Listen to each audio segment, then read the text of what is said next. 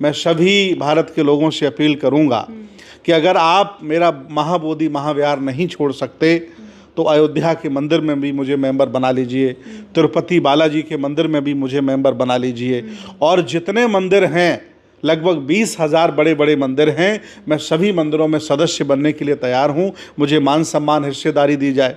और अगर ऐसा नहीं कर सकते हैं तो जो विरासत हमारी है, जहां तथागत भगवान बुद्ध ने एक धम्म का आविष्कार किया था, उस स्थान को मुक्त कर दीजिए। बस इतना से मेरा निवेदन नमस्कार, जनता लाइव देख रहे हैं आप और मैं हूं आपके साथ पूजा। बोध गया के महाबोधि महाविहार मुक्ति आंदोलन को लगभग 100 दिनों से ज़्यादा हो चुके हैं और इस आंदोलन में कई चीज़ें जो परिवर्तित हो रही हैं, लगातार बहुत अलग अलग खबरें आ रही हैं। सरकारों से एक तरफ जहां मांग चल रही है, वहीं दूसरी ओर न्यायालय में भी 12 सालों से इसकी लड़ाई लगातार जारी है। लेकिन अब 29 जुलाई को न्यायालय में भी हो सकता है कि वो आखिरी फैसला आए जिसका तमाम बौद्ध धर्मावलंबियों को इंतज़ार है। दूसरी तरफ ज़मीनी लड़ाई जो बोध गया महाबोधि मुक्ति आंदोलन की लड़ी जा रही है, वो लगातार जारी है। उसको लेकर कुछ अलग अलग खबरें हैं जो लगातार उड़ रही हैं, जिन पर हम लगातार आपको कवरेज दिखा रहे हैं, लेकिन वो कितने सच हैं और उसकी वास्तविकता क्या है और आगे उनमें क्या कुछ परिवर्तन हो सकता है, किस तरीके से इस लड़ाई को अब पूरे देशव्यापी बनाने की कोशिश की जा रही है, इन तमाम मुद्दों पे आज बातचीत करेंगे। हमारे साथ भंते सुमित रतन जी मौजूद हैं। सीधा उनसे जानेंगे जो लगातार वहाँ मौजूद रहते हैं, सारे मामले की तफसील से जानकारी लेंगे। इसके साथ ही एक और मामला है भंते वीणाचार्य, जिनकी एक तस्वीर बेड़ियों में जकड़े हुए आपने देखी होगी, हथकड़ी हाथों में रस्सी से बांधे हुए, एक खूंखार अपराधी की तस्वीर लग रही है। ऐसा लग रहा है जैसे बहुत बड़ा कोई जुर्म किया हो, उसके बाद उन्हें गिरफ्तार किया गया हो। उन पर भी बात करेंगे कि उनकी रिहाई को लेकर क्या कुछ किया जा रहा है। तो सबसे पहले तो बहुत स्वागत है आपका भंते जी। बहुत बहुत धन्यवाद आपके सभी दर्शकों को। और जैसा कि मैंने कहा, पहला सवाल ये है कि एक लड़ाई जो लंबे अरसे से चल रही है, दोबारा इस लड़ाई को आप लोगों ने मजबूती दी, लेकिन फिर कहीं ना कहीं अब ये ढीले बस्ते में जाती नज़र आ रही है। क्या ऐसा कहना सही है? देखिए, हम आंदोलनकारी हैं और ये लड़ाई आज से नहीं, जब अंग्रेज यहाँ भारत में थे, अलेक्जेंडर खुदाई पूरे भारत की करा रहे थे। लाइट ऑफ एशिया के लेखक अर्नोल्ड भी इस आंदोलन के पार्ट रहे, हिस्सा रहे हैं। और भंते अनागारिक धम्मपाल जी इस आंदोलन के प्रेरणा के स्रोत रहे हैं। तब से लेकर के लगातार नागार्जुन सुरई ससाई, भंते आनंद जी, बड़े बड़े भंते लगे रहे, आज तमाम लोग लगे हुए हैं। तो ये आंदोलन कोई एक दिन का नहीं है, लगभग इसको 100 साल से भी ज़्यादा हो गए आंदोलन चल रहा है। और ये लड़ाई हमारी वाजिब है, पूरी दुनिया कह रही है, पूरा देश कह रहा है, सभी धर्मों के लोग कह रहे हैं। आज नहीं कल हम जीतेंगे। हम न्यायालय में भी हैं, हम सड़क में भी हैं, और अगर हम आज चुप बैठे हैं तो ये मत समझिए कि हम लोग शांत हो गए हैं। हम लोग रणनीति बना रहे हैं और जब निकलेंगे तो बड़ा धमाल होगा, बड़ा काम होगा, सरकारें भी झुकेंगी, ऐसा हम आपको आश्वासन देते हैं। एक तस्वीर आई है भंते वीणाचार्य की, जो कि काफ़ी समय से उनको लेकर चर्चाएं थी कि उनको पहले तो पता चला कि गायब हो गए हैं, उसके बाद पता चला कि उन्हें अरेस्ट कर लिया गया है, संगीन धाराओं के तहत उन्हें अरेस्ट किया गया है। और उसके बाद उनकी जो तस्वीर है वो बड़ी मार्मिक है। आपने वो तस्वीर शेयर की थी और उस मार्मिक तस्वीर को देखने के बाद ये समझ में आता है कि अगर इस देश में कोई अपने इतिहास के लिए लड़ रहा है, अपनी स्वतंत्रता के लिए अपनी आवाज़ उठा रहा है, तो इसका ये परिणाम होगा।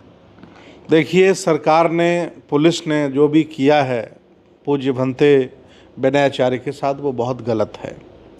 एक्चुअली उनका कोई अपराध नहीं है, उन्हें षड्यंत्र के तहत फंसाया गया, जेल डाला गया, मुकदमे लगाए गए।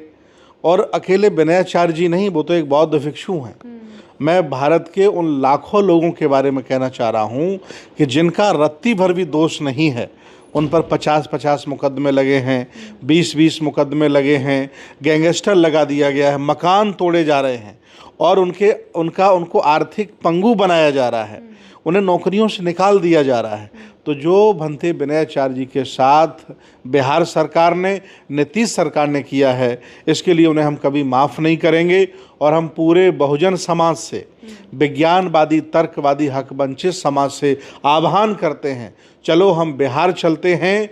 जो पार्टी वाला, जो नेता ये हमें आश्वासन देगा कि हम बोध गया आपका मुक्त कराएंगे, अब की बार उसी को मुख्यमंत्री बनाएंगे और नीतीश कुमार को उखाड़ फेंकेंगे, क्योंकि इन्होंने पूरे बौद्ध समाज के साथ बहुत बड़ा कुठाराघात किया है। दूसरी तरफ सवाल ये है कि उन्हें ज़मानत कब तक मिलेगी, ये एक अहम सवाल है, क्योंकि एक लंबा समय हो गया उन्हें प्रशासन ने जिस तरीके से अरेस्ट किया, उसके बाद उनकी ज़मानत को लेकर अब तक कोई खबर सामने नहीं आई है। हम लोग संविधानवादी हैं, हम लोग संविधान का सम्मान करते हैं।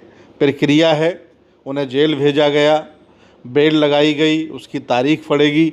आजकल लगभग सभी कोर्ट में छुट्टी हो रही है, गर्मियों की छुट्टी हैं, कोर्ट कभी बंद हैं कभी खुले हैं, वकील कर लिए गए हैं। लगभग 1 दर्जन लोग भंते जी को ऑब्जर्वेट कर रहे हैं, पूरी खबरें मैं भी ले रहा हूँ लगातार, और जो लोग उनसे मिलाई करके आ रहे हैं वो हमको बता रहे हैं। तो प्रक्रिया चल रही है, आज नहीं कल वो लोग छूटेंगे और बहुत जल्दी वो बाहर होंगे और फिर आंदोलन को हम लोग और तेज करेंगे। एक सवाल, जो लोग इस पूरे आंदोलन से शुरू से जुड़े हुए हैं, जो चाहते हैं कि महाबोधि महाविहार मुक्त हो, उनके जहन में ये आता है कि चल क्या रहा है आंदोलन में। जिस तरीके से 2 पक्षों की बात आती है, उसके बाद आपसी थोड़े मनमुटाव की बातें आती हैं, कुछ चीज़ें हैं जो नियंत्रण के बाहर शायद हो रही हैं, उनको एक साथ लाने के लिए अब एक नेशनल कन्वेंशन कमेटी की स्थापना की जा रही है। तो आगे आप लोग इसको कैसे देख रहे हैं, आगे क्या कुछ होगा, क्या रणनीति है आप लोगों की? देखिए, जो आशावादी लोग हैं वो शुरू से ही ये कहते आए हैं कि आंदोलन में बिहार के लोगों को जोड़ा जाए, आंदोलन में बिहार के लोगों को शरीक किया जाए, टीम बना कर के गांव-गांव चला जाए। चूँकि आंदोलन में ज़्यादातर महाराष्ट्र के लोग थे, ज़्यादातर उत्तर प्रदेश के लोग थे, दिल्ली के लोग थे, इसलिए स्थानीय लोग न होने की वजह से हम सरकार पर और पुलिस पर दबाव नहीं बना पाए, उन्होंने हम पर दबाव बना लिया। अब हम अपील करेंगे सभी आंदोलनकर्ताओं से कि जहां ये समस्या है वहां के स्थानीय लोग अगर हमारे साथ 10-20 हज़ार खड़े हो जाएं तो मुख्यमंत्री भी झुकेगा, प्रशासन भी झुकेगा। अब तक बाहर के लोग वहाँ आंदोलन कर रहे थे, इसलिए तवज्जो नहीं मिली। आगामी 5 तारीख को हम लोग जंतर मंतर पर सामूहिक सभी संगठनों के द्वारा बड़ा आंदोलन हम लोग करने जा रहे हैं, धरना है जंतर मंतर पर। इसके बाद 6-7 को एक बहुत बड़ा चिंतन शिविर है, सभी बौद्धों का, सामाजिक संगठनों का, जो बोध गया आंदोलन से जुड़े रहे, उन सभी लोगों को बुलाया जा रहा है। राजेंद्र पाल गौतम जी और बहुत सारे लोग मिलकर के उसकी प्लानिंग कर रहे हैं और हम लोग उस प्लानिंग को सामूहिक निर्णय लेंगे और मिलकर के हम लोग बोध गया आंदोलन के साथ साथ तक्षशिला, नालंदा, उदनपुरी, विक्रमशिला के साथ साथ गुजरात की लगभग 2 दर्जन गुफाएं जो हिंदू मंदिर में तब्दील कर दी गई हैं और सारनाथ, श्रावस्ती, कुशीनगर, इन सबको मुक्त कराएंगे। मैं आपको बताना चाहता हूं कि बोध गया तो कम से कम 50% मुक्त है, अन्य तीर्थ स्थल तो 100% कब्जे में है भारत सरकार के, जहाँ हम न कोई निर्माण कर सकते हैं, न पूजा कर सकते हैं और टिकट लगा करके सरकार पैसे वसूल रही है। चाहे वो नालंदा यूनिवर्सिटी हो, तो लगभग सभी बौद्ध विरासतें इन्होंने कब्जा कर ली हैं और अब हम बोध गया के साथ सबके उद्धार की बात करेंगे और आर पार की लड़ाई लड़ेंगे। एक सवाल ये भी आता है कि जैसा आपने बताया कि लगभग 100 सालों से ज़्यादा हो गए इस पूरे आंदोलन को शुरू किए हुए। अनागारिक धम्मपाल ने इसकी शुरुआत की और उसके बाद भंते नागार्जुन सुरई ससई ने इसको आगे बढ़ाया। 12 सालों से ये मामला अदालत में जब याचिका डाली थी भंते नागार्जुन सुरई ससई ने, वो मामला वो याचिका आज भी सुप्रीम कोर्ट में जस की तस पेंडिंग पड़ी है। 16 मई को उस पर सुनवाई हुई। सुप्रीम कोर्ट ने हालांकि फटकार भी लगाई वकीलों को कि एक लंबा अरसा हो गया है, 12 साल से मामला अटका है। 29 जुलाई को उस पर फिर एक सुनवाई होनी है। माना जा रहा है कि शायद वो फैसले का दिन हो। ऐसे में इसे कैसे देखते हैं आप कि सड़कों पर तो आपकी लड़ाई लगातार चल रही है, लेकिन न्यायालयों में भी इतनी देरी, आखिर इस मामले को लेकर क्या कारण है? ये तो सवालिया निशान न्यायपालिका पर है कि मैं प्रार्थना लेकर 12 साल पहले गया और हमारी प्रार्थना आपने नहीं सुनी, इसका मतलब आपके मन में कालापन है, आपका चरित्र गंदा है, आपका ज़मीर मरा हुआ है, आप गुलाम हैं। अगर ऐसा ना होता तो मेरी प्रार्थना 12 साल पहले लगाई गई याचिका पर आपने सुनवाई नहीं की। भंते नागार्जुन सुरई ससाई जी मुख्य याची हैं, मैं रेस्पोंडेंटर हूँ, मैंने भी उस याचिका का समर्थन करते हुए पुनः याचिका लगाई है। मैं रेस्पोंडेंटर हूँ, मेरे दर्जनों वकील हैं दिल्ली में, और मुझे आशा ही नहीं बल्कि पूर्ण विश्वास है अगर न्यायपालिका का ज़मीर जिंदा होगा, उसूलों के अनुसार ये चल रहे होंगे, एविडेंस देखेंगे, तो महाबोधि महाविहार मुझे मिलेगा, बौद्धों को मिलेगा, और भारत के सभी बौद्धों की नहीं बल्कि दुनिया के सभी बौद्धों की जीत होगी, मुझे पूरा भरोसा है। भंते जी, एक आखिरी सवाल ये मैं समझना चाह रही हूँ और अपने दर्शकों के लिए कि मामला बड़ा सीधा सा है, कुछ भी पेचीदगी नहीं है मामले में, लेकिन उसके बाद भी ना सरकारें इस पर झुकने को तैयार हैं, इसे मानने को तैयार है, और ना ही सुप्रीम कोर्ट इसको समझने को तैयार है। जैसे कि आपने कहा कि अगर सुप्रीम कोर्ट चाहे और मामले को समझे तो बहुत ही आसानी से वो इस पर फैसला दे सकते हैं, इस पूरे एक्ट को रद्द कर सकते हैं और एक नई कमेटी को बनाने का आदेश दे सकते हैं। लेकिन इतना सब कुछ होने के बाद भी किसी तरीके का कोई फैसला ना आना किसी भी तरह से, आखिर ये क्या दर्शाता है कि इस देश में बौद्ध धम्म को किस नज़रिए से देखा जाता है? देखिए, भगवान बुद्ध का धम्म सनातन धम्म है। बुद्ध ने स्वयं कहा कि ऐस धम्मो सनातनो, यही धम्म सनातन धम्म है।